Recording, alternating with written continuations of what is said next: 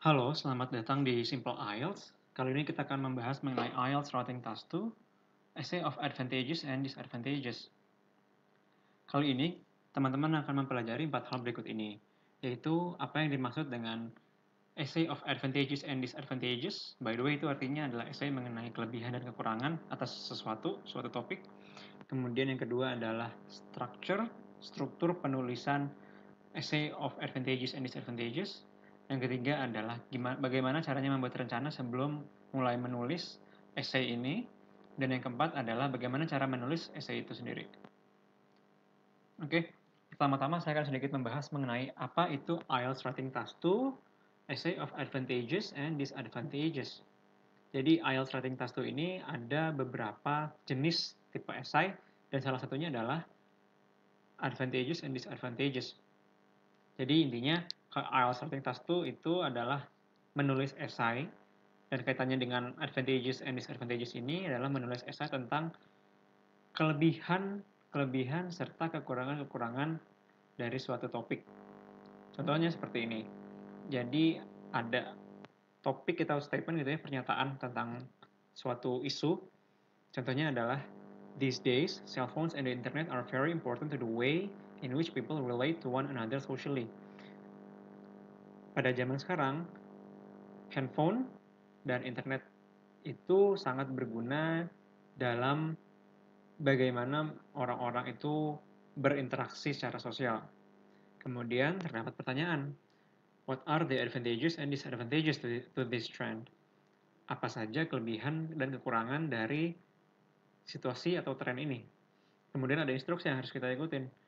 Give reasons for your answer and include any relevant examples from your own knowledge. Dalam kita memberikan jawaban atau kelebihan dan kekurangan-kekurangan itu, kita harus memberikan contoh-contoh yang berasal dari pengetahuan kita tentang cell phones dan internet ini. Gitu. Nah, selain itu ada 2 peraturan yang harus kita ikuti nih teman-teman. Pertama adalah batas waktu, yaitu 40 menit, dan jumlah minimal kata yang harus ditulis adalah 250 kata. Oke, jadi itu sedikit mengenai IELTS Writing Task 2, Essay of Advantages and Disadvantages. Nah, hal yang pertama harus teman-teman lakukan sebelum menulis esai adalah bikin rencana dulu. Jadi saya sarankan kasih waktu 5 menit untuk bikin rencana. Dengan cara apa? Dengan cara yang pertama mengumpulkan ide-ide mengenai apa aja nih kelebihan dan kekurangan dari topik ini yang mau teman-teman tulis. Dan by the way, jangan berikan opini ya teman-teman, soalnya ini jenis esai yang tidak menanyakan opini. Dia simply cuma menanyakan kelebihan-kelebihan dan kekurangan-kekurangan saja. Oke, kemudian kita juga harus menyiapkan sinonim atau pesamaan-pesamaan kata atas kata-kata yang berhubungan dengan topik ini. Kan ada cellphone, ada internet, ada people, ada relate, itu kita harus siapin kata-kata yang mirip-miripnya. Kenapa? Soalnya kita harus menunjukkan bahwa kita itu menguasai perbendaharaan kata atau vocabulary yang luas ya, supaya nilai kita naik bagus gitu. Nah, yang pertama nih, tentang gathering ideas. Oke, pertama tentang advantages, itu contohnya saya kasih 2 nih. Yang pertama adalah people can easily interact with other people no matter when and where. Jadi dengan adanya cellphone dan internet, kita bisa berinteraksi dengan orang lain di beda negara maupun di zona waktu yang berbeda. Kita ngobrol sama teman kita di Amerika misalnya, itu bisa kan sekarang pakai Zoom meeting, pakai telepon juga bisa seperti itu. Kemudian virtual meetings ya, ngomong-ngomong soal Zoom meetings, virtual meetings keep us away from risk infection. Virtual meetings itu menjauhkan kita dari risiko terinfeksi virus, yang khususnya dalam era pandemi ini, notably itu khususnya artinya ya.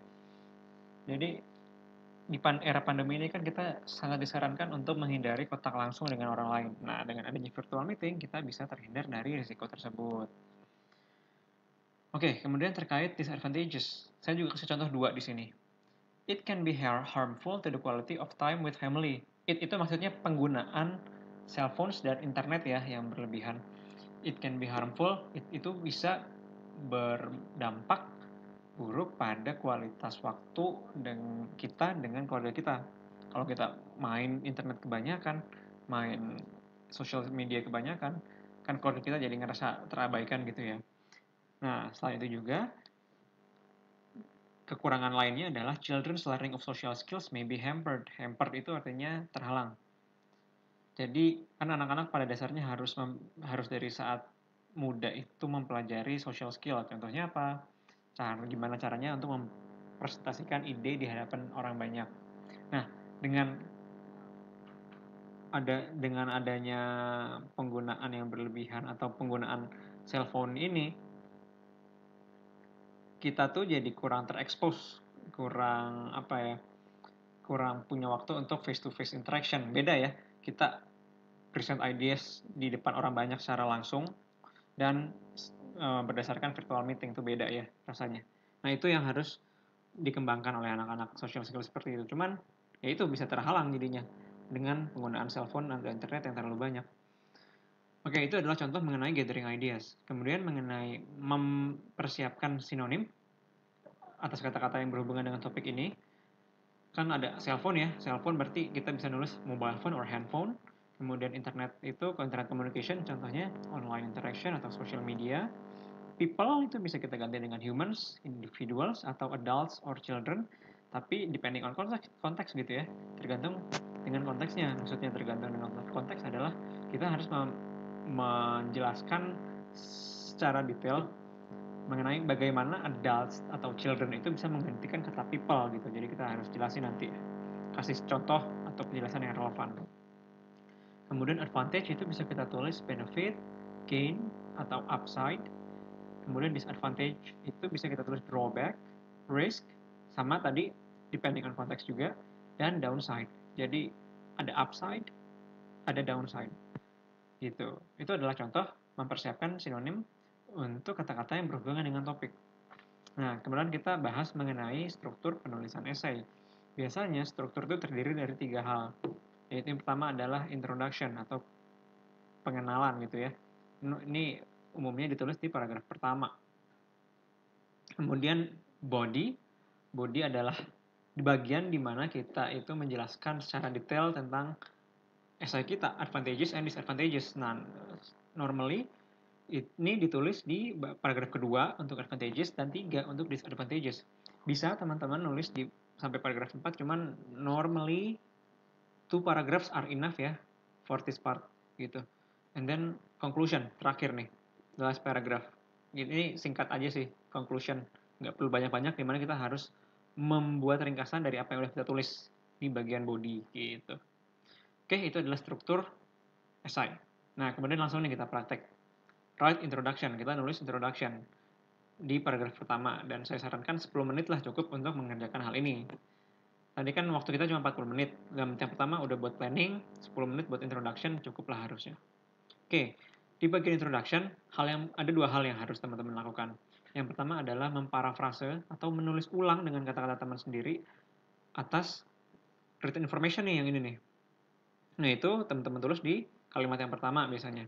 Kemudian hal yang kedua yang harus teman-teman yang lakukan adalah state that you are going to explain the advantages and disadvantages of the internet and cell phones. Jadi jelasin bahwa teman-teman akan menjelaskan tentang kelebihan dan kekurangan dari internet dan cellphone dalam manusia berkomunikasi. Nah, ini normally teman-teman tulis di paragraf kedua sampai ketiga. Jadi introduction tuh umumnya bisa cukup lah 3 kalimat atau 2 kalimat gitu ya. Tergantung teman-teman. Ini nanti akan saya kasih contohnya. Oke, di kalimat yang pertama atau sentence number 1, dimana kita harus memparafrase ya written information. Ini contohnya. The internet and mobile phones play a pivotal role to how humans reach out each other nowadays. Jadi di internet and mobile phones itu artinya sama dengan cell phones and the internet. And then play a pivotal role. Pivotal itu artinya penting sama dengan important ya. Jadi play a pivotal role itu sama dengan are very important to how humans reach out each other nowadays. Sama artinya dengan to the way in which people relate to one another socially. How humans itu artinya sama dengan people, reach out itu relate, each other sama tadi people juga. Nowadays itu artinya sama ini. These days. Reach out itu bisa masuk ke relate, bisa masuknya ke another socially juga. Socially maksudnya ya. Oke, itu di kalimat pertama. Kemudian di kalimat selanjutnya, jelaskan bahwa teman-teman akan ngejelasin kelebihan dan kekurangan dari internet dan cell phones gitu ya. Although there are multiple upsides, walaupun ada beberapa kelebihan, terdapat juga kekurangan-kekurangan. There are a few downsides too. And both of which, dan kedua hal itu, kelebihan dan kekurangan, and both of which are what this essay tries to shed light on. Maksudnya adalah kedua hal itu akan coba dijelaskan oleh essay ini. Jadi ini ya by the way, multiple itu artinya more than one atau sama dengan some atau several. Kemudian shed light on itu artinya sama dengan explain gitu. Oke, itu adalah mengenai introduction. Kemudian mengenai body ya, kita masuk ke body. Body paragraph 1 atau kita tulis di paragraf kedua ya. Kan body itu ada dua paragraf, paragraf 2 and 3 tadi kita udah jelasin di awal. Nah, di sini teman-teman cukup ngabisin waktu 10 menit juga. Oke, di sini kita harus jelasin tentang advantages. Contohnya tadi kita udah discuss ya. People can easily interact with others no matter when and where. And then the second advantage is that online meetups keep us away from virus transmission. Oke, itu akan kita jelasin berikut ini. Jadi di bagian paragraf kedua, hal yang pertama teman-teman jelasin ya di kalimat pertamanya itu write the main idea. Jadi tulis ide pokok paragrafnya. Apa? Yaitu ada dua keuntungan atau dua kelebihan dari cell phone dan internet. So there are a couple of benefits to this situation. A couple itu artinya dua ya. Benefit itu sama dengan advantage. Kemudian di sentence 2 and 3 kita tulis kelebihan pertamanya, first advantage and explanation and example, beserta penjelasan dan contohnya. Oke, ini ya, the first advantage. First, the way we communicate is no longer bounded to time and place. Jadi, cara kita berkomunikasi itu tidak lagi dihalangi oleh waktu dan tempat. Nah, kemudian kita masuk ke explanation-nya. People in different countries and time zones can hold virtual meetings. Nah, itu explanation. Ranging from the formal ones, kemudian contohnya ya. Contoh yang formalnya adalah job interview dan pitching business ideas to investor. Menjelaskan, mempresentasikan ide-ide bisnis kepada investor. To the informal one, contoh yang informal yaitu adalah casual family conversation. Jadi teman-teman kalau jelasin explanation and example itu mereka itu bisa dipisah dalam dua kalimat yang berbeda atau disatukan ke dalam satu kalimat gitu ya. Dan itu contohnya kayak gini, saya masukin ke dalam satu kalimat ya, explanation and example. Explanation-nya ini, people in different countries and time zone can hold virtual meetings. Baru example-nya itu yang tadi, the formal ones and the informal, gitu. Kemudian di kalimat 4 dan 5 itu kita tulis kelebihan kedua, beserta penjelasan dan contohnya. Seperti ini kurang lebih. Secondly, online meetups are effective to reduce the risk of virus transmission, notably in this pandemic era. Pertemuan online atau online meetup itu adalah cara yang efektif untuk mengurangi risiko penularan virus, khususnya di era pandemi ini. Nah, itu adalah second advantage. Kemudian kita masuk ke explanation example. Ingat bahwa tadi ya, kita kan harus jelasin berdasarkan pengetahuan. Sama tadi, di yang explanation ini, di first advantage, kita udah ngasih contoh dan explanation berdasarkan knowledge kita ya. Kan nih ada job interview, pitching business idea, itu kan asalnya dari ide kita sendiri gitu ya. Nah, apalagi tambah ini nih, jelas nih, according to WHO, ini kan berarti ada berita ya, berdasarkan berita lah kurang lebih kayak gitu, berita dari WHO, World Health Organization, COVID-19 is highly contagious through direct contact. COVID-19 itu sangat mudah menular melalui kontak langsung, pertemuan fisik, but avoidable via physical distancing, tapi bisa dihindari dengan cara menjaga jarak, seperti itu. Nah, itu adalah fungsi dari online meetups yang kita jelasin di kalimat keempat dan kelima. Oke, itu mengenai paragraf kedua, where we explain the advantages. Kemudian di body paragraf kedua, yaitu di paragraf ketiga, kita jelaskan tentang disadvantages. Di sini kita luangkan waktu 10 menit ya, sama kayak tadi. Oke, yang pertama itu ada it can be harmful to the quality of time with family. Dan disadvantage yang kedua adalah children's learning of social skills may be hampered. Oke, sama kayak tadi, di kalimat pertama kita harus jelasin ide pokok paragraf or write the main idea. Yaitu adalah terdapat beberapa kekurangan. Contohnya seperti ini.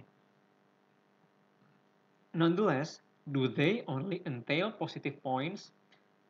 Walaupun begitu, apakah mereka itu cell phone dan internet? hanya memiliki poin-poin positif saja? Not really, because some drawbacks are lurking behind. Tidak juga, karena terdapat beberapa kekurangan yang membayangi. Are lurking behind itu artinya membayangi lah, kurang lebih seperti itu. By the way, di sini saya kasih kalimat berupa pertanyaan itu karena kan salah satu hal yang dinilai itu adalah pengetahuan kita mengenai grammar, mengenai contoh, maksudnya grammar itu contoh-contoh kalimat gitu ya. Dan di bahasa Inggris itu ada beberapa jenis kalimat, ada kalimat pernyataan, pertanyaan, ada kalimat compound sentence gitu. Itu ada beberapa, nanti akan saya buat video khusus mengenai hal itu ya. Jadi intinya di sini kita kasih kalimat pertanyaan untuk menunjukkan bahwa ini loh kemampuan kita dalam berbahasa Inggris itu bagus. Oke, itu sentence pertama. And then in the second to the third sentence, kita tulis kekurangan yang pertama sekaligus penjelasan dan contohnya. Once we spend most of our time talking on the phone or chatting through the internet, the quality time with family will be victimized. Jadi artinya adalah ketika kita menggunakan waktu yang banyak dalam bertelepon atau chatting, ngobrol di internet, waktu kita untuk keluarga itu jadi berkurang, jadi tumbal, jadi korban gitu ya, maksudnya dari will be victimized. Nah, kemudian kita masuk ke kalimat berikutnya yaitu explanation and example. Jadi, by the way, dalam menjelaskan explanation example itu bisa juga kita jelaskan konsekuensi dari si hal yang sebelumnya kita jelasin tadi. First disadvantage ya contohnya. Consequently, the relationship with our parents, siblings, or spouse may become sour as they feel abandoned. Konsekuensinya adalah hubungan kita dengan orang tua, saudara, serta pasangan bisa menjadi buruk. Sour itu artinya menjadi buruk lah. As they feel abandoned. Karena mereka terasa terabaikan atau ignored. Itu artinya sama abandoned. Gitu. And then in the sentence 4 to 5, kita tulis kekurangan yang kedua beserta penjelasan dan contohnya. In addition to that, toddlers and teenagers, anak-anak ya, maksudnya children di sini, should learn social skills useful for their future. Nah, itu second disadvantage. And then kita masuk ke explanation example. Ability to present ideas in front of a huge crowd exemplifies that idea. Nah, ini example nih. Kemampuan untuk menjelaskan ide di depan orang banyak, mencontohkan ide tersebut. Mencontohkan, maksudnya ini mencontohkan second disadvantage itu ya tadi ya. Sorry, menunjukkan social skill yang berguna untuk masa depan mereka. Which unfortunately cannot be attained, yang sayangnya tidak bisa dicapai apabila terlalu banyak fokus atau waktu yang dituangkan pada sosial media. Jadi kalau anak-anak terlalu banyak menggunakan sosial media, ya mereka jadi nggak bisa mengembangkan social skill gitu ya, kurang bisa berkomunikasi. Apalagi di era pandemi gini yang semuanya serba virtual, nggak bisa ketemu orang langsung, jadi social skill mereka jadi terhambat pengembangannya. Oke, itu mengenai paragraf 3, di mana kita menjelaskan tentang kekurangan-kekurangan. Kemudian terakhir kita masuk ke conclusion, nulis kesimpulan di paragraf keempat. Nah, ini cukup sisihkan waktu 5 menit ya, soalnya seharusnya pendek ini. Dan kalau dari 5 menit itu masih ada sisa waktu, saya sarankan teman-teman cek lagi tulisan-tulisannya, takut ada yang salah. Oke, in paragraph 4, di paragraf 4, write conclusion by summarizing the advantages and disadvantages in one or two sentences. Jadi kita dalam menulis kesimpulan ini kita cukup membuat ringkasan dari kelebihan-kelebihan dan kekurangan-kekurangan yang tadinya udah kita tulis di bagian body ya, paragraf 2 dan 3, itu cukup dibuat dalam 1 atau 2 kalimat. Nah, di contoh kesimpulan yang akan saya tunjukkan ini hanya mencakup 1 kalimat saja. Jadi ini yang pertama ya, summarize the advantages. Jadi di paragraf ini 1 kalimat, cuman pertama kita kan jelasin advantages-nya dulu. In conclusion, dalam kesimpulan, while mobile phones and the internet offer commendable positive sides, walaupun handphone dan internet memberikan poin-poin positif yang sangat baik, commendable itu artinya sangat baik ya, such as the ease of communication, contohnya adalah kemudahan dalam berkomunikasi, and save us from illness spread, dan menyelamatkan kita dari penyebaran virus atau penyakit, gitu ya, contohnya advantages. Kemudian masuk ke disadvantages. The negatives can take their toll on our bonds with the beloved ones. Poin-poin negatifnya bisa mengkonsumsi atau berdampak buruk pada hubungan kita dengan orang-orang yang kita sayangi gitu ya, beloved ones, people who we care about, and hamper dan menghalangi atau menghambat youngsters, itu artinya children, social skills development, pengembangan atau perkembangan skill-skill sosial anak-anak gitu. Ya, itu adalah contoh cara menulis kesimpulan. Nah, ini adalah contoh full essay advantages and disadvantages yang tadi kita udah bahas dari introduction, body in paragraph 2 and paragraph 3, and then in conclusion in the last paragraph. Ini totalnya ada 265 kata ya, berarti kan sudah melewati batas minimal 250 kata yang harus kita tulis gitu. Jadi udah oke, udah selesai. Oke, itu adalah penjelasan saya dari essay of advantages and disadvantages, dan selamat nih kepada teman-teman udah ngikutin sampai akhir ya, nggak tumbang di tengah jalan gitu ya. Dan terima kasih atas waktunya, sampai jumpa di video-video saya yang lain.